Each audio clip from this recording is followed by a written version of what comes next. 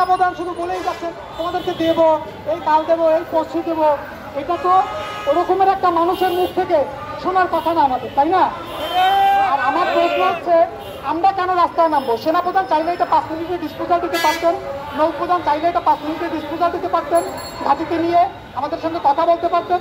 আমরা ঘাটিতে গেলে তারা কোনো মূল্যায়ন করে না, তারা বলে এই দেবো, এই করছি, এই সেই, এই কথা। কিন্তু আমরা আজকে 18 তারিখে প্রোগ্রাম করবো, এই ব্যাপারটা বাহিনীকে চিঠি দিয়ে জানাইছি, প্রত্যেকটা মহলে চিঠি দিয়ে জানাইছি। আমরা 6 মাস যাবো তাদেরকে বলে আসছি 15 তারিখের ভিতরে যদি আমাদের দাবি দেওয়া না মানা হয় তাহলে আমরা একটা প্রোগ্রাম করবো জাহাঙ্গীরকে। এরা কি করলো, আমরা যাতে জাহাঙ্গীরের প্রোগ্রাম না করতে পারি। অলরেডি আমরা সাংবাদিক সম্মেলন করেছি 1 সপ্তাহ পূর্বে, সাংবাদিক সম্মেলন করেও বলেছি।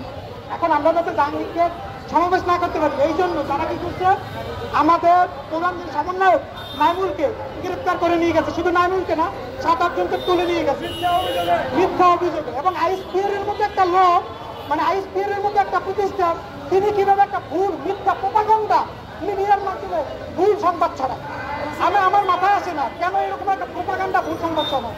আমি আজকে কথা বলতেছি, কালকে দেখা গেছে আমাকে বললে 10 টাকা অস্ত্র মামলার সঙ্গে জড়িত।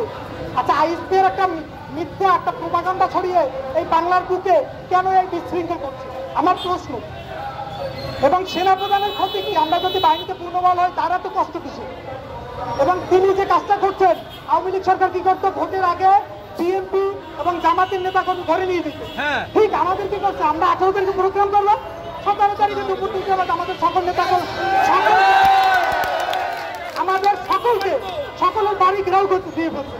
আমার বাড়িতে ঘেরাও দিয়ে ফেলছে, সকলের বাড়ি ঘেরাও দিয়ে ফেলছে সেনাবাহিনী দিয়ে, এবং 7-8 জনকে তুলে নিয়ে গেছে। আমাদের সহকর্মীরা বাড়িতে থাকতে পারতেছে না, তারা পলায় থাকতে হচ্ছে। কেন রে ভাই, একটা স্বাধীন দেশের পলায় থাকো কেন? আমি কি চোর?